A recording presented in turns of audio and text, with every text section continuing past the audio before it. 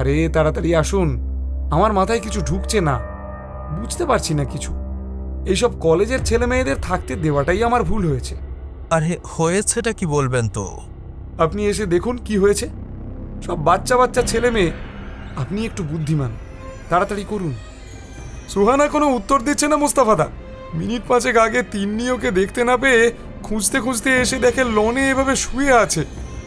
এই তিন্নি, দেখ না একবার ওকে, একটু জল হলে ভালো হতো। না, ছুঁয়ো না একদম। সুহানা বোধহয় বেঁচে নেই। কে? শোনো, আমি যা যা জিজ্ঞাসা করব সবাই ঠিকঠাক উত্তর দেবে। তোমাদেরই বন্ধু খুন হয়েছে। আশা করি তোমরা চাও যে খুনি ধরা পড়ুক। খুন? ও তোকে খুব ভালোবাসতো আকাশ, আর কাল রাতে ও তোর সঙ্গেই ছিল। কেন মারলি ওকে? মানে কি বলছিস তুই?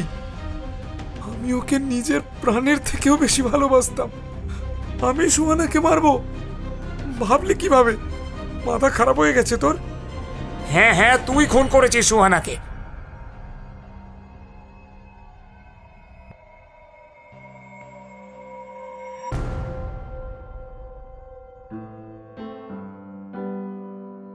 শুনছেন কেয়ার অফ কথক। এই ঠিকানায় মন আসে। হ্যাঁ, যন্ত্রযাপনের শব্দ দূষণে বা নাগরিক ব্যস্ততায় ক্লান্ত মন।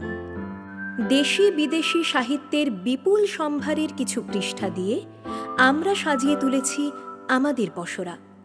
তাই সময় পেলেই চলে আসুন কথকের পোস্ট অফিসে।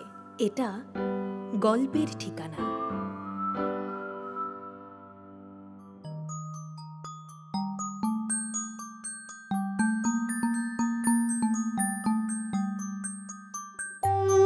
এই পর্বে গোয়েন্দা মুস্তাফার আরেকটা জমজমাট রহস্য রোমাঞ্চ গল্প শোনাবো আপনাদের। শুরু হচ্ছে হোমস্টে মার্ডার।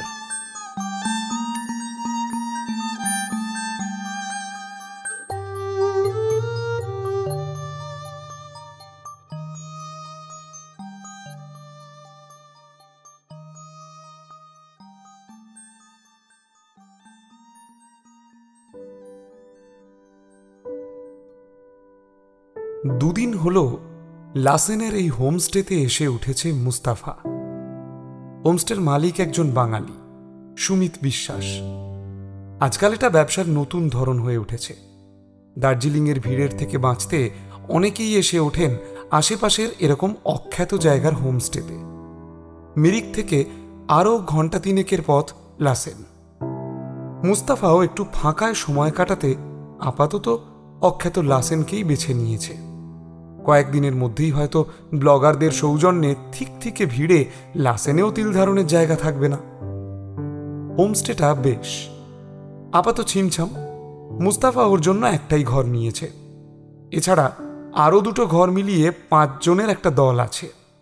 সবাই কলেজ পড়ুয়া, 2 মেয়ে আর 3টে ছেলে।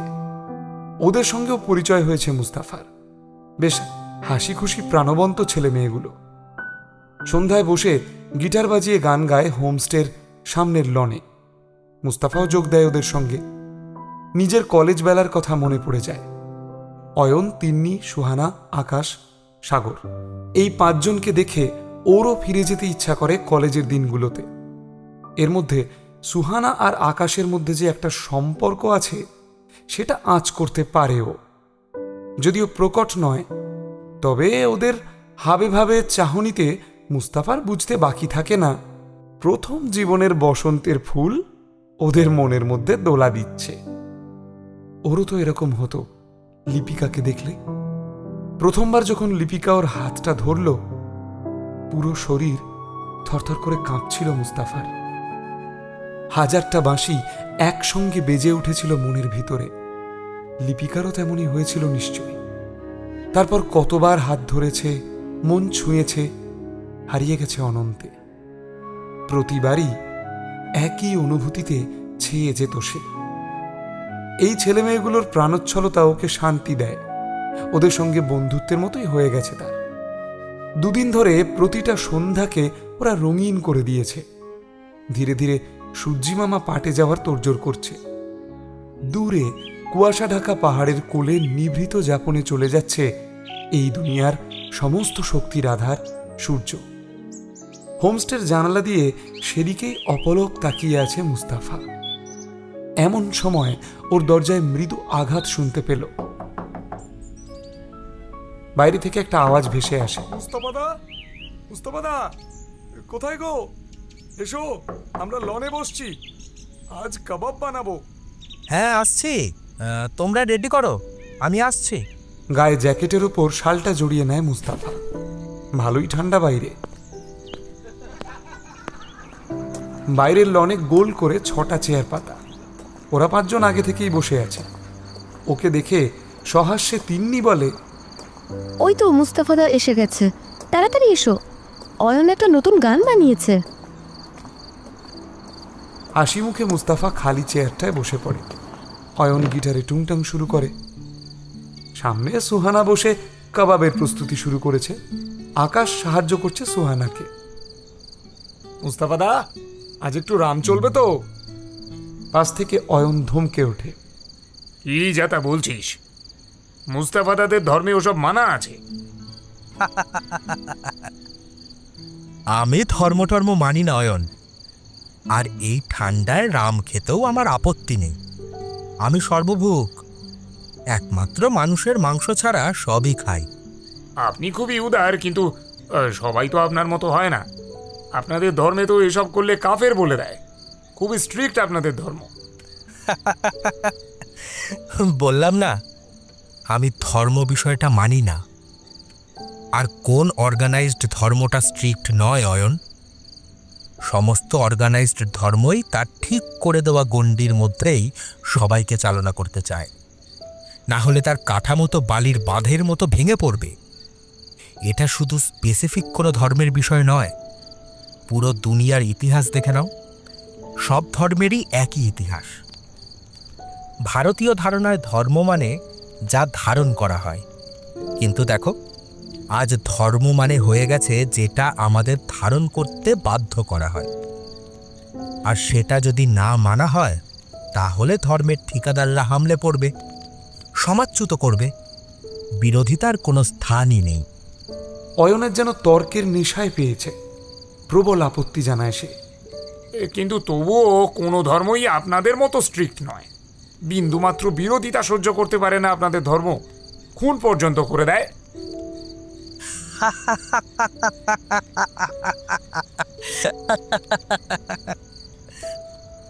জিওরদানো ব্রুনোর নাম শুনেছ? ওনাকে জ্যান্ত পুড়িয়ে দেওয়া হয়েছিল, গ্যালিলিওকে অন্ধ করে দেওয়া হয়েছিল, কারণ ওনারা প্রাতিষ্ঠানিক ধর্মের চলতি মতের বিরুদ্ধে বৈজ্ঞানিক মতের সমর্থক ছিলেন। হালের গৌরী লঙ্কেশ, কালবুর্গি, নরেন্দ্র দাভলকর সবাইকে মারা হলো কেন? কারণ একটাই অয়ন, আদতে কোনো ধর্মই তার বিরোধিতা সহ্য করতে পারে না। এখানেই সমস্যা ভাই। অথচ দেখো, সব ধর্ম বলছে আমি অন্যের থেকে আলাদা, কিন্তু আদতে কি তাই? এই বিরোধিতা সহ্য করতে না পারার বিষয়ে সবারই কত মিল, তাই না? আর দেখো, সবারই ধর্মানুভূতিতে আঘাত লাগে। অথচ আমার মতো নাস্তিক যারা, তাদেরও তো অনুভূতি আছে। তাদের অনুভূতিতে আঘাতের বিষয়ে কারোর মাথা ব্যথা নেই কেন? আমাদের সংবিধানে তো সব মত আর পথকে স্বীকৃতি দেওয়া হয়েছে। তাহলে কে কি খাচ্ছে, কি পড়ছে, এসব নিয়ে মাথা ঘামিয়ে কি হবে? আরও অনেক বড় বড় সমস্যা আছে দেশে, সেসব বিষয়ে ভাবলে বরং কাজে দেবে। আমাদের এই দেশেই কিন্তু গৌতমের ন্যায়শাস্ত্র, বৃহস্পতির জড়বাদ, বুদ্ধের যৌক্তিক বস্তুবাদের উৎপত্তি হয়েছে অয়ন। আর নাস্তিক্যবাদের সেই সব ঘোষিত প্রচারকদেরও আমরা ঋষি আখ্যা দিয়ে সম্মান জানিয়েছি। এটাই আমাদের ঐতিহ্য। এই দেশের ইতিহাসের সহনশীলতা আর আত্মীকরণের ঐতিহ্য আছে অয়ন। কাউকে দাগিয়ে দিয়ে দূরে ঠেলে দেওয়ার ইতিহাস আমাদের নয়। অয়ন আবারও কিছু বলতে যাচ্ছিল, ধমক দিল আকাশ। এই থাম তো, ফালতু বকছিস খালি। তুই বরং গান গা। তোর মাথায় হোয়াটসঅ্যাপ ইউনিভার্সিটি মাঝে মধ্যে ভর করে, এটা আমাদের সবার জানা আছে। মাথা থেকে ওসব হাঁটাতো। সমস্বরে হেসে ওঠে বাকিরা। ওদের মৃদু ধমক দেয় মুস্তাফা। আহা, এইভাবে বলছো কেন? ওর যেটা মনে হয়েছে বলেছে। এই তর্কের আসলে শেষ নেই। তাছাড়া কোনো কিছুই একমাত্রিকভাবে দেখাটা ঠিক নয় অয়ন। সব কিছুর ভালো মন্দ দুই দিকই আছে। থিসিস থাকলে তার অ্যান্টিথিসিস থাকতে বাধ্য। আরে নাও নাও, কাবাব হলো? দেখে তো লোভ লাগছে। আর সাগর, কি হলো? পেগটা তাও। হাসি মুখে পেগটা মুস্তাফার দিকে বাড়িয়ে দেয় সাগর। একযোগে সবাই চিয়ার্স করে। একগাল হেসে মুস্তাফা বলে, আরে অয়ন, তুমি নতুন গান বানিয়েছো শুনলাম। গাও না, সেটা জমে যাবে সন্ধ্যাটা। ওই হুল্লোড়ে রাত বাড়তে থাকে। রাতের জমাট ঠান্ডার চাদর আরও ঘন হয়। সামনে জ্বলতে থাকা আগুনে কাঠ দেয় সুহানা। হালকা উত্তাপে সবাই একটু মেদুর হয়ে পড়েছে। মুস্তাফা খেয়াল করে অয়ন বারবার সুহানার দিকে তাকাচ্ছে। ওর চোখে একটা মুগ্ধতা আছে। এ বয়সে এই মুগ্ধতাই তো পুঁজি। ওই মুগ্ধতাই হয়তো অয়নকে নতুন গান বানাতে সাহায্য করে। একটু পরে আকাশ বলে, আমি একটু আসছি টয়লেট থেকে, তোমরা চালিয়ে যাও। উঠে যায় আকাশ। কিছুটা টলমল পায়ে এগিয়ে যায় ভিতরে। সবাই খানিক নেশাতুর। সুহানাও উঠে দাঁড়ায়। আমিও একটু আসছি। সুহানাও ভিতরে যাওয়ার জন্য পা বাড়ায়। গমনোদ্যত সুহানার দিকে নিষ্পলক তাকিয়ে থাকে অয়ন। আনমনে সিগারেট জ্বালায় একটা। রাত আরো ঘন হয়। অয়ন, তিন্নি আর সাগরকে শুভরাত্রি জানিয়ে ঘরে চলে আসে মুস্তাফা। অনেকদিন পরে ড্রিঙ্ক করলো। মাথাটা ঝিমঝিম করছে। এসেই শুয়ে পড়ে। চোখ দুটো ভারী হয়ে আসছে। জেগে থাকার চেষ্টা অনর্থক। গভীর ঘুমে তলিয়ে যায় সে। স্বপ্ন দেখে ওই দূরের কুয়াশা ঢাকা পাহাড়ে দাঁড়িয়ে আছে। সামনে গভীর খাদ। খাদের ওপারে ওকে হাতছানি দিচ্ছে কেউ একটা। অবয়বটা স্পষ্ট হচ্ছে ধীরে ধীরে। লিপিকা। হঠাৎই স্বপ্নটা ভেঙে যায়। ওকে কে যেন ধাক্কা দিচ্ছে সজোরে। ধরফর করে উঠে বসে মুস্তাফা। চোখ কচলে তাকিয়ে দেখে হোমস্টের মালিক সুমিত বাবু। ঘুম জড়ানো গলায় মুস্তাফা বলে,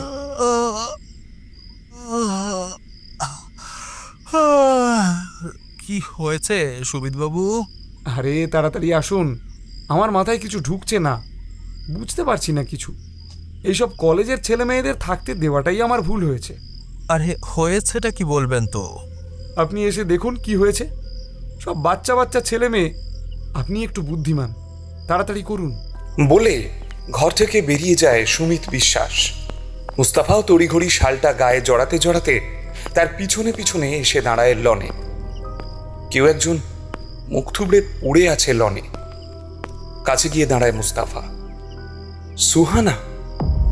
সবাই ঘিরে দাঁড়িয়ে আছে। গভীর উৎকণ্ঠায় আকাশ বলে, সুহানা কোনো উত্তর দিচ্ছে না মুস্তাফাদা। মিনিট পাঁচেক আগে তিন্নি ওকে দেখতে না পেয়ে খুঁজতে খুঁজতে এসে দেখে লনে এভাবে শুয়ে আছে। এই তিন্নি, দেখ না একবার ওকে, একটু জল হলে ভালো হতো। তিন্নি নিচু হয়ে সুহানাকে ধরতে যায়। মুস্তাফা চিৎকার করে ওঠে, না, ছুঁয়ো না একদম। সুহানা বোধ হয় বেঁচে নেই। সবাই সমস্বরে বলে ওঠে, কে? সুমিত বাবু, আপনি এখনই লোকাল থানায় খবর দিন আর সবাই এখান থেকে দূরে সরে যাও। আপাতত এই জায়গায় কেউ এমন কিছু করবে না যাতে কোনো রকম সমস্যা হয়। কিন্তু কেউ এক পাও নড়ল না। হতভম্ব হয়ে দাঁড়িয়ে রইল। পা যেন মাটির সঙ্গে আটকে গেছে। শুধু তিন্নির ডুকরে কাঁদার আওয়াজ শোনা যাচ্ছে। মুস্তাফা এবার একটু জোর গলায় বলল, সুমিত বাবু, লোকাল থানায় তাড়াতাড়ি খবরটা দিতে হবে, যান। সম্বিত ফিরে পায় সুমিত বিশ্বাস। দৌড়ে চলে যায় হোমস্টের ভিতর। ধীরে ধীরে সুহানার দেহের কাছে বসে মুস্তাফা। ভালো করে খেয়াল করে উল্টে থাকা শরীরটায় কোনো রকম স্পন্দনের চিহ্ন মাত্র নেই। নাকের সামনে দুটো আঙুল ধরে সাবধানে ঘাড় ও কানের সংযোগস্থল ছুঁয়ে দেখে। না, বেঁচে থাকার কোনো লক্ষণই নেই। মাথার পিছন দিকে জমাট বেঁধে আছে সামান্য রক্ত। ভোঁতা কিছুর আঘাত হতে পারে, খুব বেশি রক্তক্ষরণ হয়নি, কিন্তু আঘাতের সঙ্গে সঙ্গে ইন্টারনাল হ্যামারেজে মৃত্যু হয়ে থাকতে পারে। তিন্নি তখনও বসে কেঁদে চলেছে। মুস্তাফা চারিদিকে তাকালো। সাগর, আকাশ, অয়নের মুখ থমথম করছে। সকালের ঘন কুয়াশার থেকেও জমাট অন্ধকার মুখগুলোতে তীব্র ভিড় করেছে। ছুটতে ছুটতে ফেরত এলো হোমস্টের মালিক সুমিত বিশ্বাস। হাঁপাতে হাঁপাতে বলল, থানায় ফোন করেছি, ওরা বলল আসতে প্রায় ঘন্টা চারেক লাগবে। ধস নেমেছে রাস্তায়, রাস্তা বন্ধ। এখন কি হবে? ভদ্রলোকের গলা শুনে মনে হলো যেন কেঁদেই ফেলবেন। উঠে দাঁড়ায় মুস্তাফা। আপাতত ডেড বডি কেউ ছোঁবে না। সাগর, তিন্নিকে ওখান থেকে নিয়ে এসো। সবাই ঘরে চলো, আমার কিছু কথা আছে সবার সঙ্গে। সবাই এসে হোমস্টের ডাইনিং হলে জমা হয়েছে। ঘটনার অভিঘাত এখনো সামলে উঠতে পারেনি কেউই। সবাই কেমন স্থবির হয়ে গেছে। প্রথম মুখ খুলল আকাশ। এটা কি হয়ে গেল মুস্তাফাদা? কিভাবে হলো? কালকেও তো। কথাটা শেষ হলো না আকাশের। গলায় একদলা কান্না এসে রুদ্ধ করে দিয়েছে গলা। মুস্তাফা তাকায় সুমিত বিশ্বাসের দিকে। সুমিতবাবু, এইভাবে তো মৃতদেহটা ফেলে রাখা যাবে না। ওখানে কাউকে একটা থাকতে হবে। এখানকার যে ভুটিয়া ছেলেটা কাজ করে, ওকে ওখানে পাঠিয়ে দিন। ও গিয়ে পাহারা দিক আপাতত। চলে যায় সুমিত বিশ্বাস। সবার দিকে ভালো করে তাকায় মুস্তাফা। সবাই বসো। যন্ত্রচালিতের মতো বসে পড়ে সবাই। ওদের এখনো বিশ্বাস হচ্ছে না এরকম একটা ঘটনা ঘটে গেছে। ঘর জুড়ে পিনপতন নীরবতা। শুধুমাত্র তিন্নির ফুঁপিয়ে কাঁদার মৃদু শব্দ ছাড়া আর কোনো শব্দ নেই। মুস্তাফা ঘরের জানালাটার কাছে গিয়ে দাঁড়ায়, একটা সিগারেট ধরায়।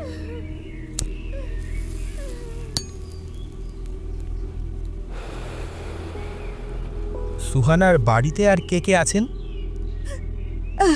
ওর বাবা আর দিদি। মা মারা গেছে ছোটবেলায়। ফুঁপিয়ে কাঁদতে কাঁদতে জবাব দেয় তিন্নি। মুস্তাফার গলা কঠিন হয়। শোনো, আমি যা যা জিজ্ঞাসা করব সবাই ঠিকঠাক উত্তর দেবে। তোমাদেরই বন্ধু খুন হয়েছে। আশা করি তোমরা চাও যে খুনি ধরা পড়ুক। খুন? কথাটা অস্ফুটে বেরিয়ে আসে আকাশের গলা দিয়ে। মুস্তাফা আবার বলে, হ্যাঁ আকাশ, খুন। এখন তোমরা আমাকে বলো তো, কাল রাতে কে কখন সুহানাকে শেষবার দেখেছিলে? ও যখন চলে গেল আপনিও তো ছিলেন তখন। আমি তখনই ওকে শেষবার দেখেছি। ধীর গলায় জানায় অয়ন। সাগরও সায় দেয় অয়নের কথায়। আমিও ওকে তখনই শেষবার দেখেছি। তিন্নি, তুমি আর সুহানা তো একই ঘরে থাকছিলে। কাল রাতে ও ঘরে ফেরেনি? আমতা আমতা করে তিন্নি বলে, আসলে আসলে আমার এত নেশা হয়েছিল, কোনো হুঁশ ছিল না। বিছানায় পড়েই আমি ঘুমিয়ে পড়েছিলাম। পাশ থেকে সাগর বলে, আমি ওকে ঘরে পৌঁছে দিয়েছিলাম। এবার আকাশের দিকে তাকায় মুস্তাফা। ছেলেটা দু হাতে মুখ ঢেকে মাথা নিচু করে বসে আছে। মুস্তাফার গলাটা ঘরের মধ্যে গম গম করে। আকাশ, তুমি শেষবার কখন সুহানাকে দেখেছ? মুখ তুলে তাকায় আকাশ। ওর চোখ দুটো লাল। অঝরে নিঃশব্দে জল গড়িয়ে ভিজিয়ে দিচ্ছে গাল। কাল রাতে আমরা একই সঙ্গে ছিলাম। রাত 2টা পর্যন্ত আমরা একসঙ্গে সময় কাটিয়েছি। তারপরও ঘুম পাচ্ছে বলে চলে গেল, কিন্তু তার আগে একটু একা থাকতে চাইছিল। আর আজ সুহানা নেই। কান্নায় ভেঙে পড়ে আকাশ। মুস্তাফা কঠিন গলায় জানতে চায়, কোথায় ছিলে তোমরা? আমরা পিছনের ব্যালকনিতে বসেছিলাম। অনেক কথা বলল কাল সুহানা, অনেক কথা। ওর বাড়ির কথা, ছোটবেলার কথা সব বলল কাল আমাকে। দুদিন ধরে শুধু ভালোবেসেছি একে অপরকে। কালও সাড়া দিয়েছিল আমার ভালোবাসায়। আর আজ ওর নেই মুস্তাফা। মুস্তাফাও খানিক ধন্দে পড়ে গেছে। কালকে ও নিজেও বিছানায় পড়ার সঙ্গে সঙ্গে ঘুমিয়ে পড়েছিল। আর একটা সিগারেট ধরায় মুস্তাফা। কপালটা কুঁচকে যায়, ভাবনার অতলে তলিয়ে যেতে থাকে। এমন সময় ফিরে আসে সুমিত বিশ্বাস। মুস্তাফা তাকে জিজ্ঞাসা করে, কাজ হয়েছে? মাথা নেড়ে সায় দেয় সুমিত। মুস্তাফা সিগারেটটা টানতে টানতেই বলে, সবাই এখানে অপেক্ষা করো, আমি আসছি একটু। দ্রুত গতিতে বাইরে আসে মুস্তাফা। দেখে হোমস্টেতে কাজ করে গ্যাল্পো নামের ভুটিয়া ছেলেটা একটা লাঠি হাতে সোজা হয়ে দাঁড়িয়ে আছে সুহানার মরদেহের পাশে। মুস্তাফা ওকে দেখে স্মিত হাসে। গ্যাল্পো পাল্টা হাসি ফিরিয়ে দেয়। মুস্তাফা খুব তীক্ষ্ণভাবে লক্ষ্য করতে থাকে চারপাশ। মৃতদেহের চারদিকে ওর নজর ঘুরতে শুরু করে। লনের ঘাসের ওপর আবছা রেখাটা তখনই দেখতে পায় সে। বেশ খানিকটা জায়গায় ঘাস চেপে বসে আছে। রেখাটা চলে গেছে হোমস্টের পিছন দিকে। ধীরে ধীরে সেই রেখার দিকে নজর রেখে এগোতে থাকে মুস্তাফা। হোমস্টের পিছনে এসে শেষ হয়েছে সেটা। ভারী কিছু জিনিস টেনে আনা হয়েছে বোঝা যাচ্ছে। ভালো করে জায়গাটা খুঁটিয়ে দেখে মুস্তাফা। সামান্য খোলা জায়গা, কাঁটাতার দিয়ে ঘেরা, তারপরেই খাদ। ওখানেও ঘাসের আস্তরণ, কাঁটাতারে আটকে আছে এক টুকরো উলের পশম। সুহানার পরনে থাকা সোয়েটারটার সঙ্গে হুবহু মিলে যাচ্ছে লাল রঙের পশমটা। রুমাল দিয়ে আলতো করে ওটা ছাড়িয়ে নেয় মুস্তাফা। জায়গাটায় খানিকটা ধস উপড়ে মাটি বেরিয়ে আছে। এটাই তাহলে ক্রাইম সিন, মনে মনে ভাবে মুস্তাফা। একটা আধপোড়া সিগারেট পড়ে থাকতে দেখে সে। অতি সাবধানে সেটাও রুমাল দিয়ে তুলে পকেটে ঢোকায়। হোমস্টের ডাইনিং হল তখন নিস্তব্ধতার চাদরে ঢেকে আছে। তিন্নি, সাগর, আকাশ এবং অয়ন বসে আছে চুপ করে। কারো মুখে কোনো কথা নেই। তিন্নি ধীরে বলে, সুহানার বাবাকে খবরটা দিতে হবে। বাকি কেউ কিছু জবাব দেয় না ওর কথার। অয়ন হঠাৎ চিৎকার করে ওঠে, ও তোকে খুব ভালোবাসতো আকাশ, আর কাল রাতে ও তোর সঙ্গেই ছিল। কেন মারলি ওকে? মানে কি বলছিস তুই? আমি ওকে নিজের প্রাণের থেকেও বেশি ভালোবাসতাম। আমি সুহানাকে মারবো? ভাবলি কিভাবে? মাথা খারাপ হয়ে গেছে তোর? আকাশের গলা বিস্ময়ে বুঝে আসে। পাল্টা চিৎকার করে ওঠে অয়ন, হ্যাঁ হ্যাঁ, তুই খুন করেছিস সুহানাকে। কাল তো আমাদের সবার সামনেই তোর পিছন পিছন গেল। তারপর থেকে কেউ ওকে দেখেনি। তুই ওকে খুন করেছিস। ওকে ভোগ করে খুন করেছিস তুই। আকাশ উঠে তেড়ে যায় অয়নের দিকে। পাগলের মতো চিৎকার করতে থাকে, চুপ, একদম চুপ। জিভ টেনে ছিঁড়ে ফেলবো তোর। তুই যে সুহানাকে চাইতি আমি জানি না ভেবেছিস? হ্যাঁ, তুই তুই তুই হিংসা করতি আমাদের। ও যখন তোর সাথে থাকতে রাজি হয়নি, হিংসা থেকে খুন করেছিস তুই। কি করছিস কি তোরা? এই অবস্থায় তোরা নিজেরা ঝামেলা করছিস। থামো তোমরা, থামো বলছি, না হলে আমি অন্য ব্যবস্থা নেব। চুপ করে বসো তোমরা। আপনি এত বকছেন কেন? হ্যাঁ, আপনি কোন হরিদাস পাল? আমি কোন হরিদাস পাল সেটা ঠিক সময়ে জানতে পারবে। আপাতত সবাই চুপ করে বসো। সুমিতবাবু, একটু চা খাওয়ানোর ব্যবস্থা করুন প্লিজ। সুমিত বিশ্বাস চায়ের ব্যবস্থা করতে চলে যায়। মুস্তাফা বলে, এবার আমি এক এক করে সবার সঙ্গে কথা বলবো। আশা করি তোমরা সবাই সহযোগিতা করবে। কেন আপনার সঙ্গে সহযোগিতা করতে হবে? বেশি বাড়াবাড়ি করছেন আপনি। পুলিশ আসতে দিন, যা করার তারাই করবে। যত সব। পুলিশের কাজ নিশ্চয়ই পুলিশ করবে, কিন্তু আমার সামনে একটা খুন হয়ে গেছে। আমি তো চুপ করে বসে থাকতে পারি না। আমার আসল পরিচয়টা হয়তো তোমরা জানো না। আমি পেশায় এবং নেশায় একটু আধটু অপরাধ জগতের রহস্য নিয়ে ঘাঁটাঘাঁটি করি। লালবাজারকেও সাহায্য করি কিছু কিছু কেসে। আমি স্থানীয় থানার সঙ্গে নিজেও কথা বলেছি। আর ঘন্টা দুয়েকের মধ্যে হয়তো ওরা এসে পড়বে। তবে তার আগে আমার কয়েকটা প্রশ্ন আছে সবার জন্য। সেগুলোর উত্তর তোমাদের দিতে হবে, না হলে পরবর্তীতে তোমরাই সমস্যায় পড়বে। এমন সময়ে চা নিয়ে হাজির হন সুমিত বিশ্বাস। মুস্তাফা চায়ের কাপটা নিয়ে চুমুক দেয় আয়েশ করে। চায়ে চুমুক দিতে দিতে উপস্থিত সবার অভিসন্ধি খেয়াল করতে থাকে সে। চা খাওয়া শেষ হয়, পকেট হাতড়ায় মুস্তাফা। কোথায় দেন? যা, সিগারেট মনে হয় শেষ। তোমাদের কারো কাছে হবে নাকি? আমাকে একটা দিতে পারবে? সাগর বলে, আমারটাও শেষ হয়ে গেছে কালকেই। আকাশের দিকে তাকায় মুস্তাফা। গম্ভীর মুখে আকাশ বলে, আমি সিগারেট খাই না। থমথমে মুখে একরাশ বিরক্তি নিয়ে নিজের পকেট থেকে সিগারেটের প্যাকেট বার করে অয়ন এগিয়ে দেয় মুস্তাফার দিকে। হাসি হাসি মুখে একটা সিগারেট বের করে নেয় মুস্তাফা। প্যাকেটটা অয়নকে ফেরত দিতে দিতে বলে, সরি অয়ন, কিছু মনে করো না প্লিজ। মাঝে মধ্যে একটু কঠোর হতে হয়। আশা করি তোমরা সবাই বুঝবে পরিস্থিতি কতটা জটিল হয়ে উঠেছে। তেমনি তুমি আমার সঙ্গে এসো, তোমার সঙ্গেই কথা বলা যাক প্রথমে। তিন্নিকে নিয়ে হোমস্টের পিছন দিকের ওই জায়গাটায় যায় মুস্তাফা। অয়নের থেকে নেওয়া সিগারেটটা ধরিয়ে লম্বা একটা টান দেয়। এক মুখ ধোঁয়ার রিং ছেড়ে দেয় দূরে পাহাড়ের দিকে। প্রকৃতি কত সুন্দর, তাই না? মুস্তাফার কথা আর কোনো উত্তর দেয় না তিন্নি। মুস্তাফা আবার বলে, এরকম সুন্দর জায়গায় এত জঘন্য একটা কাজ কে করলো বলো তো?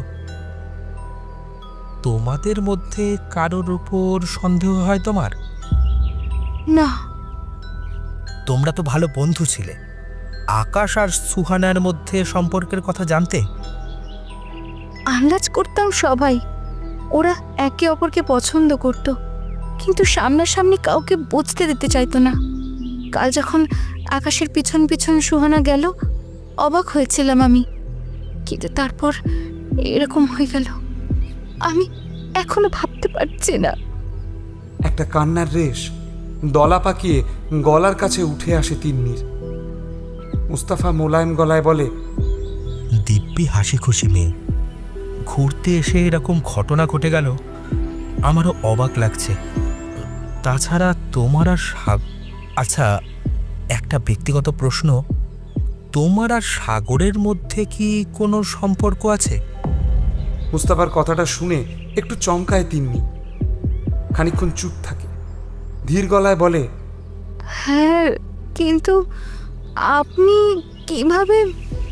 কথাটা শেষ না করতে দিয়েই মুস্তাফা বলে, কাল সত্যি তুমি রাতে আর সুহানাকে দেখোনি? কটার সময় তুমি ঘরে গেছো মনে আছে? রাতে বাইরে কোনো আওয়াজ পাওনি? না, আমার সত্যিই কিছু খেয়াল ছিল না। সাগর আমাকে ঘরে পৌঁছে দিয়েছিল।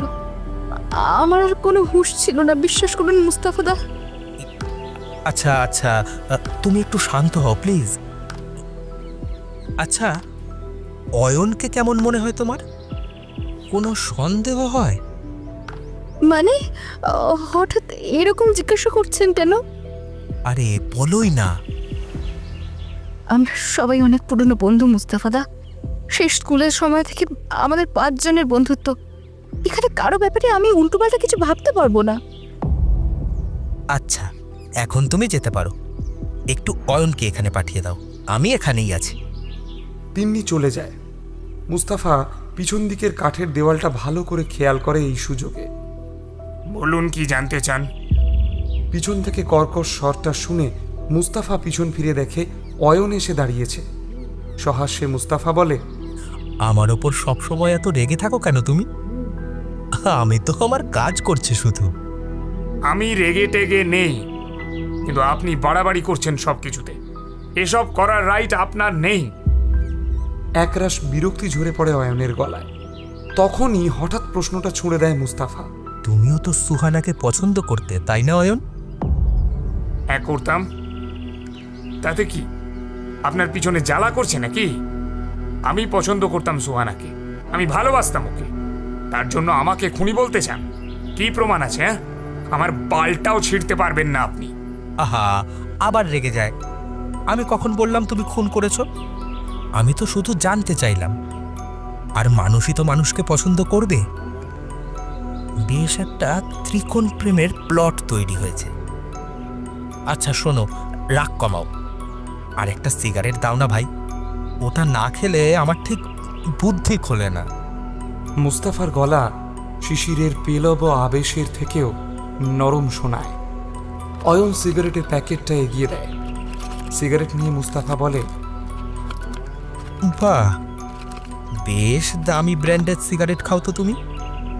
আমার তো সবার সহজে জোটে না। এটাই খাও নাকি সবসময়? কোনো জবাব দেয় না অয়ন। মুস্তাফা আবার জিজ্ঞাসা করে, আচ্ছা, আমি যখন চলে যাই তার কত পরে তিন্নি আর সাগর গেছিল? কিছুক্ষণ পরেই। তিন্নির খুব নেশা হয়েছিল, সাগর ওকে ঘরে দিতে গেল। আমি তখন মদ খাচ্ছিলাম, সাগর তিন্নিকে দিয়ে ফিরে এলো। তারপর আমরা দুজনে মিলে মদ খাচ্ছিলাম। তারপর তোমরা কখন উঠলে ওখান থেকে? মুস্তাফার গলায় কৌতূহল ঝলকে ওঠে। অয়ন বলে, আমরা প্রায় রাত 1টা পর্যন্ত মদ খেয়েছি। প্রচুর নেশা হয়েছিল আমার। তারপর আমি আর সাগর ঘরে চলে আসি, এসে ঘুমিয়ে পড়ি। আচ্ছা, সবারই তাহলে কাল প্রচুর নেশা হয়েছিল। বিছানায় পড়ার সঙ্গে সঙ্গেই ঘুম চলে এসেছিল। বেশ বেশ, ঠিক আছে, এবার তুমি যাও। আর সাগরকে একটু পাঠিয়ে দাও এখানে প্লিজ। অয়ন চলে যেতে উদ্যত হলে আবার ডাকে মুস্তাফা, অয়ন, আর একটা সিগারেট দিয়ে যাবে ভাই? আমি একটু বেলা হলে আনিয়ে তোমাকে দিয়ে দেব, কিছু মনে করো না প্লিজ। প্যাকেটটাই রাখুন। সিগারেটের প্যাকেটটা মুস্তাফার দিকে ছুঁড়ে দেয় অয়ন। মুস্তাফার হাতে ততক্ষণে রুমাল চলে এসেছে। চৌকিতে রুমালের মধ্যে ধরে ফেলে প্যাকেটটা। রুমাল সহ সযত্নে ঢুকিয়ে রাখে পকেটে। থ্যাংক ইউ, কিন্তু প্যাকেটটাই তো আমাকে দিয়ে দিলে, তোমার কি হবে? তুমি সিগারেট পাবে কোথায়? আমার স্টকে আরো আছে প্যাকেট। চলে যায় অয়ন। মুস্তাফার চোখের কোণে ঝিলিক দিয়ে ওঠে। দূর পাহাড়ের দিকে তাকায় সে। কেমন সার বেঁধে নিঃসঙ্গ দাঁড়িয়ে আছে প্রকৃতির কোলে। এই নিঃসঙ্গতা তো তাকেও মাঝে মধ্যে আষ্টে পৃষ্ঠে বেঁধে ফেলতে চায়। একদিন স্বপ্ন দেখত লিপিকার হাত ধরে হারিয়ে যাবে প্রকৃতির অসীমে, এই সমস্ত কিছু থেকে দূরে। যদি সত্যি এটা হতে পারত, তার থেকে শান্তি আর কিছুতেই থাকতো না। গুটি গুটি পায়ে সাগর এসে দাঁড়িয়েছে মুস্তাফার সামনে। আপাত নিরীহ চেহারার ছেলেটা কথাও বলে কম। প্রয়োজনের অতিরিক্ত কথা সে বলে না। এরকম মানুষকে ভালো লাগে মুস্তাফার। ছেলেটার চোখে একটা দীপ্তি আছে, যথেষ্ট বুদ্ধি ধরে বোঝা যায়। তবে শান্ত ছেলেটার শরীরী ভাষায় একটা চাঞ্চল্য লুকিয়ে আছে। চোখগুলো ঘুরছে সমস্ত জায়গাটা জুড়ে। দ্রুত আপাদমস্তক মুস্তাফাকেও জরিপ করে নেয়। ছেলেটার পর্যবেক্ষণের এই স্পৃহা মনে ধরে মুস্তাফা। একগাল হেসে মুস্তাফা বলে, এটা বেশ সুন্দর জায়গা, তাই না? হ্যাঁ, সেই জন্যই সবাই মিলে এখানে আসার প্ল্যান করেছিলাম। শহরের দূষণ আর হট্টগোল থেকে দূরে প্রকৃতির মাঝে একটু নিজেদের মতো করে সময় কাটাবো। কিন্তু কোথা থেকে কি যে হয়ে গেল মুস্তাফা দা। সাগরের গলায় দুঃখের রেশটা মুস্তাফাকেও ছুঁয়ে যায়। ছেলেটা যে প্রকৃতিপ্রেমী সেটা ওর কথা থেকেই বোঝা যায়। মনে মনে তারিফ করে মুস্তাফা, মুখে বলে, আচ্ছা সাগর, তোমার কি মনে হয় অয়ন নাকি আকাশ? কে করেছে খুনটা? তোমার সন্দেহ হয় কাউকে? কিছুক্ষণ চুপ করে থাকে সাগর। ধীরে ধীরে মুখ খোলে। দেখুন মুস্তাফা দা, আমরা সবাই খুব ভালো বন্ধু, কিন্তু আজ আমাদের একজন বন্ধু নেই। আমরা সবাই মিলে মজা করতে এসেছিলাম, এখন বন্ধুর লাশ নিয়ে যেতে হবে। এটা যে কি বড় ভার সেটা আমি বোঝাতে পারবো না। আমি সবটা প্রকাশ করতে পারি না, একটু ইন্ট্রোভার্ট। কিন্তু একটা কথা বলছি, এটা আমার একদম নিজের মনে হওয়া। শুধু একটা তথ্য আপনাকে দিতে চাই, যদি এতে আপনার সাহায্য হয় তাহলে আমার বন্ধুর খুনি হয়তো ধরা পড়বে। বলো বলো। সুহানা আর আকাশ পরস্পরকে ভালোবাসত, আর অয়ন ভালোবাসত সুহানাকে।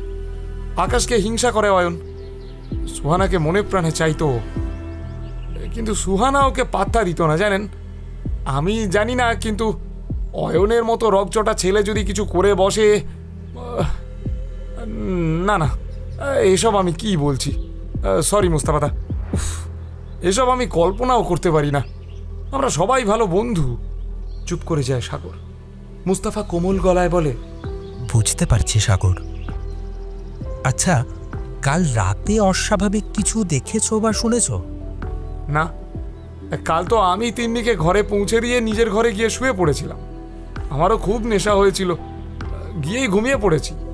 আচ্ছা, তুমিও ঘুমিয়ে পড়েছিলে, বুঝলাম। সবার কাল বেহুশের মতো নেশা হয়েছিল, তুমিই তো পেকগুলো বানাচ্ছিলে। এত কড়া পেক খেলে তো নেশা হবেই। আমি কাল নেশায় পুরো টাল হয়ে গিয়ে ঘুমিয়ে পড়েছিলাম। এবার মুস্তাফার গলা কঠিন হয়ে ওঠে। যাই হোক, তুমি তিন্নিকে পৌঁছে আবার লনে গিয়ে অয়নের সঙ্গে মদ খাওনি? না তো, আমি তো গিয়ে ঘুমিয়ে পড়েছিলাম। আবার গিয়ে মদ খাওয়ার কথা কেন বলছেন? যেন আকাশ থেকে পড়ে সাগর। না, কিছু না, জাস্ট জানতে চাইলাম। আচ্ছা মুস্তাফাদা, এত জায়গা থাকতে হোমস্টের এই পিছন দিকে এনে কেন আমাদের জিজ্ঞাসাবাদ করছেন? সকাল থেকে এরকম দমবন্ধ পরিবেশ, তাই ভাবলাম প্রকৃতির কাছাকাছি থেকেই কথা বলা যাক। আচ্ছা আচ্ছা, ভালো করেছেন। এবার আমি যাই, পেটে একটু চাপ আসছে। উসখুস করতে থাকে সাগর। আরে, পেটে চাপ এলে দেরি করতে নেই, যাও যাও, তাড়াতাড়ি যাও। আর একটু আকাশকে দেখে দিও প্লিজ। সাগর আর দেরি না করে মাথা নেড়ে সায় দিয়েই দৌড় দেয়। তখনই সুমিত বিশ্বাসকে হন্তদন্ত হয়ে ওর দিকেই আসতে দেখে মুস্তাফা। তাড়াতাড়ি চলুন, পুলিশ এসে গেছে। মুস্তাফা সুমিতের সঙ্গে সামনের লনে এসে দাঁড়ায়। একজন পুলিশ অফিসার সঙ্গে একজন কনস্টেবল নিয়ে এসে হাজির হয়েছে। মুস্তাফা গিয়ে দেখে কোমরে হাত দিয়ে দাঁড়িয়ে সুহানার বডিটাকে এক দৃষ্টে দেখছে আগত অফিসার। মুস্তাফা গিয়ে হাত বাড়িয়ে দেয়। হাই, আমি মুস্তাফা, মুস্তাফা আলী। আপনার সঙ্গে কি মোবাইলে কথা হয়েছে আমার? পুলিশ অফিসারও করমর্দন করে বলে, আমি শেরিং লেপচা। হ্যাঁ, আপনার সঙ্গে আমারই কথা হয়েছিল। লালবাজার থেকে সুগতবাবুও ফোন করে আপনার কথা জানিয়েছেন। কি বুঝছেন এদিকে? It's a murder inspector. মাথায় ভারী জিনিসের আঘাত লেগে মৃত্যু হয়েছে, আর মার্ডারটা অন্য কোথাও করে তারপর বডিটা এখানে এনে রেখেছে। আমার মনে হয় ক্রাইম সিনটা কোথায় সেটাও আমি জানি, আর মার্ডারার কে সেটাও আন্দাজ করতে পারছি। শেরিং লেপচার চোখ চকচক করে ওঠে। সুগতবাবু আপনার বিষয়ে যা বলেছিলেন, আপনি তো দেখছি তার থেকেও ফাস্ট। এর মধ্যে কেস প্রায় সলভ করে ফেলেছেন। কোথায় সেই মার্ডারার? আর দেরি করে কি হবে? অ্যাম্বুলেন্স আসছে, বডি নিয়ে যাবে। আমরা বরং প্রাইম সাসপেক্টকেও সঙ্গে নিয়ে যাই। দাঁড়ান দাঁড়ান, প্রমাণ খুবই অল্প। এখন সাসপেক্টের মুখ থেকে স্বীকার করাতে হবে, এটার জন্য আপনার সাহায্যও লাগবে। তারপর সুমিত বিশ্বাসের দিকে তাকিয়ে মুস্তাফা বলে, সুমিতবাবু, আপনি একটু ভিতর থেকে ওদের চারজনকে ডেকে আনবেন প্লিজ। সুমিত ভিতরে যায় ওদের ডাকতে। মুস্তাফা এই অবসরে কিছু কথা সেরে নেয় শেরিংয়ের সঙ্গে। অ্যাম্বুলেন্সও এসে হাজির হয় প্রায় সেই সময়ই। তারপর কাগজপত্রের কাজ সেরে বডি নিয়ে যায় মর্গে। মুস্তাফার কথায় বাইরের লনেই চেয়ার পাতা হয়েছে অনেকগুলো। বসে আছে তিন্নি, সাগর, অয়ন, আকাশ, শেরিং লেপচা আর হোমস্টের মালিক সুমিত বিশ্বাস। একটু দূরে শেরিং লেপচার সঙ্গে আসা কনস্টেবল দাঁড়িয়ে আছে। সবার হাতে ধুমায়িত চায়ের কাপ। মুস্তাফা এক চুমুকে সেই গরম চা গলাদ্ধকরণ করে, তারপর উঠে দাঁড়ায়। অয়নের দেওয়া সিগারেটের প্যাকেটটা বের করে, সিগারেট ধরায়। তারপর ধীরে ধীরে বলতে শুরু করে। এখানে মোটামুটি সবাই জানেন যে কি হয়েছে, আমি আর পুনরাবৃত্তি করছি না। সুহানাকে খুন করা হয়েছে সেটা তো আগেই বলেছি। ওর মাথায় ভারী কিছু দিয়ে আঘাত করা হয়েছিল, বলা ভালো ভারী কোনো জায়গায় ওর মাথা ঠুকে দেওয়া হয়েছিল। খুব বেশি রক্তক্ষরণ না হলেও সম্ভবত ইন্টারনাল হ্যামারেজেই ওর মৃত্যু হয়েছে। পোস্টমর্টম রিপোর্ট এলে আরও সঠিকভাবে বোঝা যাবে, কিন্তু আমার মনে হচ্ছে ওকে অন্য কোথাও মেরে তারপর লনে এনে ফেলে রাখা হয়েছিল। একরাশ বিরক্তি নিয়ে অয়ন বলে, আপনি তো শার্লক হোমসের বাবা দেখছি, কিভাবে জানলেন এত কিছু? ধৈর্য ধরো, তোমরাও জানতে পারবে। এখানে এমন একজন আছে, সে হয়তো আমার থেকেও ভালো জানে বিষয়টা, আর সেই কোনি। এই ঘাসের মধ্যেই একটা হালকা দাগ আমার নজরে পড়ে, যেখানের ঘাসগুলো চেপে গেছে, নুইয়ে পড়েছে। সেটাকে লক্ষ্য করে আমি এগিয়ে যাই। বাড়ির পিছনে যেখানে তোমাদের দেখে কথা বলছিলাম, সেখানে গিয়ে দাগটা শেষ হয়েছে। ওখানে একটা জায়গায় ঘাসের আস্তরণ উঠে মাটিও বেরিয়ে এসেছে। একটু থেমে পকেট থেকে রুমাল বের করে মুস্তাফা। রুমালে জড়ানো উলের পশম তুলে ধরে সে সবার সামনে। এটা এটা আমি পাই ওখানেরই তার কাঁটার গায়ে। হুবহু এই একই রঙের সোয়েটার সুহানার পরনে ছিল। বোঝাই যাচ্ছে কিছুটা ধস্তাধস্তি ওখানে হয়েছিল খুনির সঙ্গে। আমি ওখানে আরেকটা জিনিস পাই, আর ওটাই সম্ভবত সবথেকে বড় প্রমাণ এই খুনের। আর ওটাই আমাকে সাহায্য করেছে খুনি কে সেটা চিহ্নিত করতে। এবার রুমাল জড়ানো আধপোড়া সিগারেটটা তুলে নেয় মুস্তাফা। এটা চিনতে পারছো অয়ন? এই ব্র্যান্ডের সিগারেটই তো তুমি খাও, তাই না? থামে মুস্তাফা। শুধু কয়েকটা পাখির আওয়াজ ছাড়া স্তব্ধ বাক বসে আছে সবাই। সবার চোখ বিস্ফারিত। গর্জে ওঠে আকাশ। তুই খুন করেছিস সুহানাকে, শয়তান! ওকে পাসনি বলে মেরে ফেললি আমার সুহানাকে। চেয়ার ছেড়ে উঠতে যায় সে। থামিয়ে দেয় মুস্তাফা। আপাতত চুপ করে বসো আকাশ, আমার কথা শেষ হয়নি। অয়নের সুহানার প্রতি আসক্তি ছিল, সেটা আমিও খেয়াল করেছি কাল রাতেই। আর নিঃসন্দেহে ক্রাইম সিনে এই আতপোড়া সিগারেট সবথেকে বড় প্রমাণ হবে খুনির বিরুদ্ধে। এটার স্যালাইভা টেস্ট করলেই জানা যাবে কে ওখানে সিগারেট খেয়েছে। কিন্তু আমার খটকা লেগেছে একটা জায়গায়। কি খটকা? অপরাধীকে যদি আবার অপরাধের জায়গায় নিয়ে যাওয়া হয়, তাহলে তার মধ্যে একটা অস্থিরতা তৈরি হতে বাধ্য। সে যতই সেটাকে চাপা দেওয়ার চেষ্টা করুক, তার অবচেতনে সেই অস্থিরতা ফুটে বেরোবেই বেরোবে। ওইখানে আরও একটা জিনিস আমি দেখেছি, যেটা এতক্ষণ আপনাদের বলিনি। হোমস্টের ঠিক পিছন দিকের দেওয়ালে একটা রক্তের দাগ। খুব খুঁটিয়ে না খেয়াল করলে বোঝা যাবে না। সম্ভবত ওখানেই সুহানার মাথা ঠুকে দেওয়া হয়েছে, আর তাতেই সে মারা গেছে। আর জায়গাটা একমাত্র খুনি ছাড়া অন্য কারো জানার কথা নয়। অয়ন, এবার তুমি কি নিজেই নিজের দোষটা স্বীকার করবে? বিশ্বাস করুন, আমি খুন করিনি। আমি সুহানাকে ভালোবাসতাম। ও আমাকে চায়নি কোনোদিন, কিন্তু তাই বলে নিজের ভালোবাসাকে খুন করব এতটা নীচ আমি নই। বিশ্বাস করুন। কিন্তু সমস্ত প্রমাণ তো তোমার বিরুদ্ধেই যাচ্ছে অয়ন। তুমি আমাকে বলেছ কাল রাতে তিন্নিকে ঘরে পৌঁছে দিয়ে সাগর আবার লনে ফিরে আসে। তোমরা একসঙ্গে আরো মদ খেয়ে তারপর শুতে গেছ। কিন্তু সাগর আমাকে জানিয়েছে ও আর লনে ফেরেনি। তিন্নিকে ঘরে পৌঁছে দিয়ে সোজা গিয়ে ঘুমিয়ে পড়েছিল। তোমার অ্যালিবাই তো খাটছে না অয়ন। এখনো সময় আছে, স্বীকার করে নাও। বিশ্বাস করুন, আমি খুন করিনি। সাগর মিথ্যা বলছে। আমি সুহানাকে ভালোবাসতাম, আমি ওকে খুন করিনি। বিশ্বাস করুন প্লিজ। কিন্তু আপাতত সবকিছু তো তোমার বিরুদ্ধেই যাচ্ছে। প্রাইম সাসপেক্ট তুমি, ইন্সপেক্টর সেরিং। আপনি ওকে অ্যারেস্ট করতে পারেন। Thanks a lot mister Mustafa. আমাদের এই শান্ত লাসেনে এরকম একটা কাণ্ড ঘটলো। আপনি ছিলেন বলে শুরুতেই খুনি ধরা পড়ে গেল, আমাদেরও মুখ রক্ষা হলো। বিগলিত গলায় বলল শেরিং লেপচা। শেরিংয়ের ইশারায় অয়নকে এসে ধরে দাঁড় করায় সঙ্গে থাকা কনস্টেবল। তারপর তাকে নিয়ে পা বাড়ায় পুলিশ জিপের দিকে। এমন সময় হঠাৎই চিৎকার করে তাদেরকে ডাকে মুস্তাফা। 1 minute inspector সেরিং। থমকে দাঁড়ায় শেরিং সহ বাকিরা। মুস্তাফার মুখে তখন মিটি মিটি হাসি। আরেকটু কষ্ট করুন, অয়নকে আরেকবার এদিকে আনেন প্লিজ। অয়নের কলারটা চেপে ধরে আছে কনস্টেবল। প্রায় ঠেলতে ঠেলতে ওকে আবার নিয়ে আসে মুস্তাফা ও বাকিদের সামনে।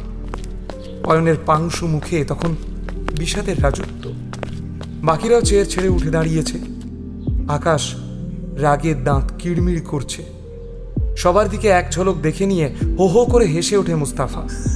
আস্তে আস্তেই বলে, আসল খুনি স্বস্তির নিঃশ্বাস ফেললো তাহলে। শেরিং লেপচা অবাক গলায় বলে, মানে আসল খুনি মানে কি বলছেন মিস্টার মুস্তাফা? কিছুই মাথায় ঢুকছে না। গুটি গুটি পায়ে মুস্তাফা পায়চারি শুরু করে। তারপর হাসতে হাসতে বলে, অয়নকে এবার ছেড়ে দিতে পারেন ইন্সপেক্টর। আমার খটখাটার সমাধান হয়ে গেছে। ওই যে বলছিলাম, অপরাধীর সাইকোলজি। অতি ঝানু অপরাধীও সহজে তার অভিব্যক্তি লোকাতে পারে না। ইন্সপেক্টর শেরিং তখনও বুঝে উঠতে পারছে না মুস্তাফা কি করতে বা বলতে চাইছে। উপস্থিত বাকিদের অবস্থাও তথৈবচ। একটু ক্লিয়ার করুন প্লিজ, কিছুই মাথায় ঢুকছে না। মুস্তাফার গলায় আবার ফিরে এসেছে কাঠিন্য। বলছি, গতকাল সন্ধ্যা থেকেই আমরা সবাই এখানে মদ খেয়েছি এবং সবাই বলেছে মদ খেয়ে বিছানায় গিয়েই ঘুমিয়ে পড়েছে। আমারও তাই হয়েছিল। আমার ঘুম কিন্তু এমনিতে খুবই পাতলা, কিন্তু আজ সুমিত বাবু আমাকে প্রায় ধাক্কাধাক্কি করে ঘুম থেকে তুলেছেন। এটাই ভাবছিলাম যে সমস্যাটা ঠিক কি হয়েছিল। আমি পরে ওই জন্য গতকালের মদের সবগুলো গ্লাস আলাদা করে জোগাড় করে সরিয়ে রেখেছি। ওগুলোকেও টেস্ট করতে হবে। আমি এখন নিশ্চিত ওতে ঘুমের ওষুধ ছিল, আর এই ঘুমের ওষুধ মেশানোর সবথেকে বেশি সুযোগ কার কাছে ছিল? যে পেগ বানিয়ে দিচ্ছিল তার। বিস্ময় অয়নের গলা দিয়ে অস্ফুটে কথাগুলো বেরিয়ে এলো। কারেক্ট। আমাদের সবাইকে মদ ঢেলে দিচ্ছিল সাগর।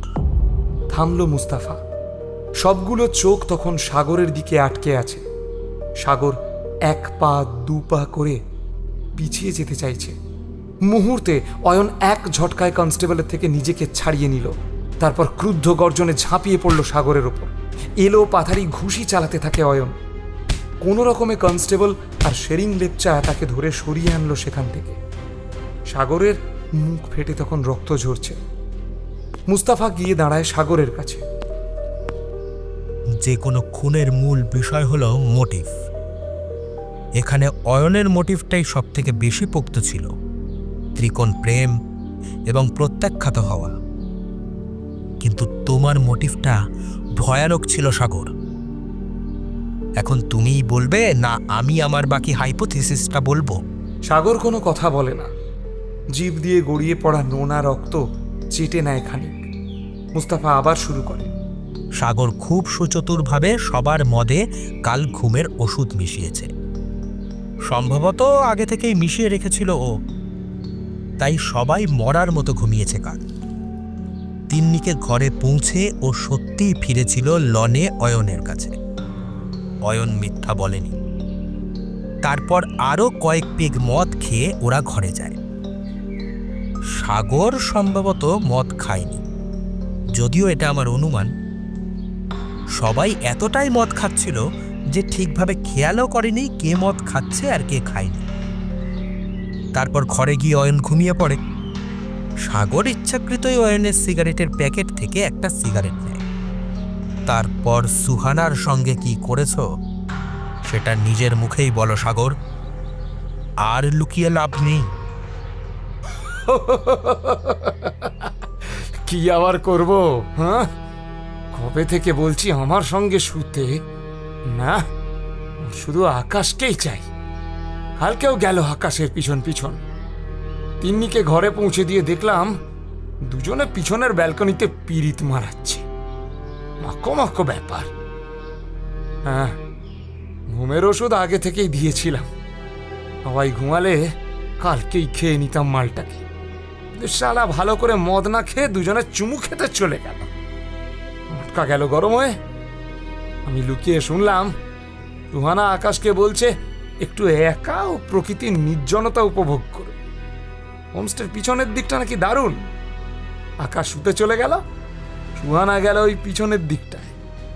আমি অয়নের কাছে এসে ওকে আরো মাল খাওয়াল। তারপর ওকে ঘরে শুইয়ে ওর সিগারেটের প্যাকেট থেকে সিগারেট নিয়ে গেলাম হোমস্টের পিছনে। ওই রাতে যা লাগছিল না, সামলাতে পারছিলাম না নিজেকে। পিছন থেকে জড়িয়ে ধরলাম আর অমনি ঘুরে চড় মারলো আমাকে। চড় মারলো। আমি কি ওকে ভালোবাসি না? ভালোবাসি না আমি ওকে? মোটকা চড়ে গেল, চুলের মুঠি ধরে দেওয়ালে ঠুকে দিলাম। সঙ্গে সঙ্গে ওখানেই মরে গেল। তারপর বডি এনে ফেলে দিলাম লনে। আর আবার গিয়ে ওখানে অয়নের সিগারেটটা খেয়ে অর্ধেকটা ফেলে রেখে এলাম।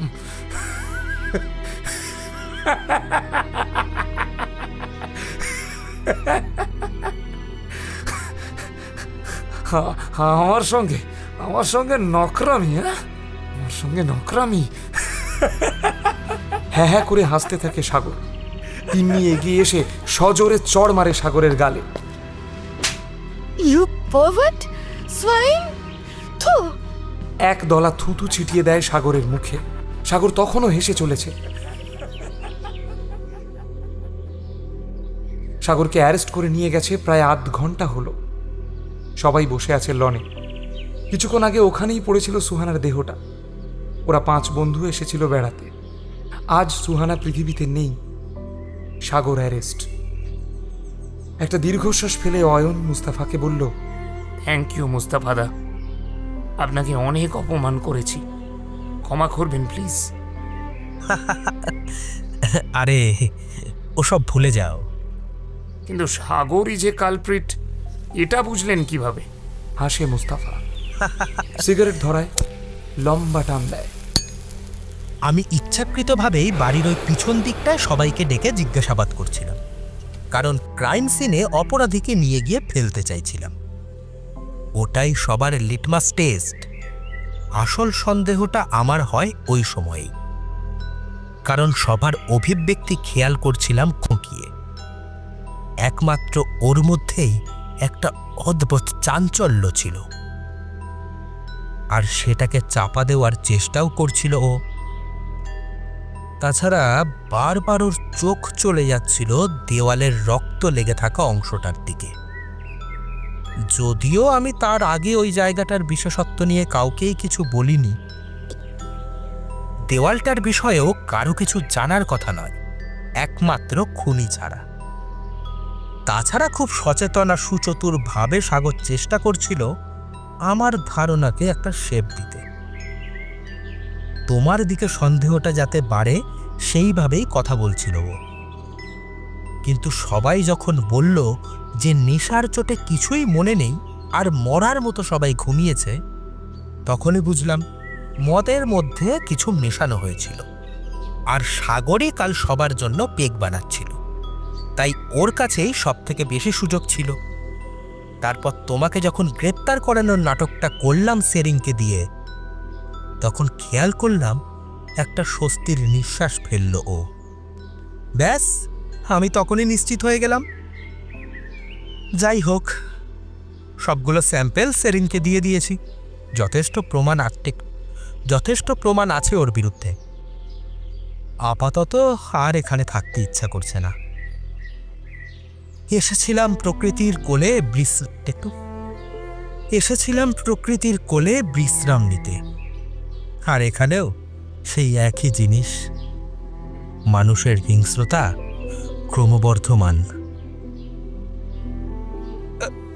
উঠি, দেখে সুমিতবাবুকে বলে যদি উনি কোনো গাড়ির ব্যবস্থা করতে পারেন এনজেপি পর্যন্ত। একটা দীর্ঘশ্বাস বেরিয়ে আসে আকাশের গলা দিয়ে। সে বলে, আমরাও ফিরবো মুস্তাফাদা, আর এখানে নয়, সব হারিয়ে ফিরছি আমরা। চলুন, আপনার সঙ্গেই ফেরা যাক। মাথা নেড়ে সায় দেয় অয়ন আর তিন্নিও।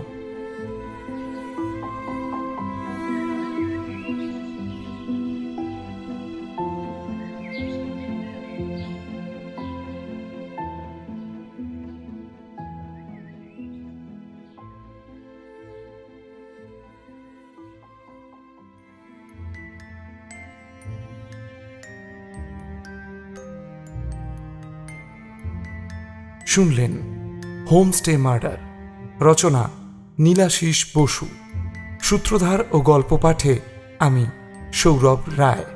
বিভিন্ন চরিত্রে কণ্ঠ দিয়েছেন সৌরভ, পিয়ালি ও নীলাশিস। শব্দগ্রহণ স্টুডিও টেলিগ্রাফ। সম্পাদনা আবহ ও সুর Shubham Kar Mohapatra. Poster design RD creation. সমগ্র পরিকল্পনা নীলাশিস বসু। কেয়ার অফ কথক চ্যানেলটি সাবস্ক্রাইব করতে ভুলবেন না। কমেন্টে আপনাদের মতামতের অপেক্ষায় আছি আমরা। ফিরে আসছি আগামী সপ্তাহে এই গল্পের ঠিকানায়। ভালো থাকুন, ধন্যবাদ।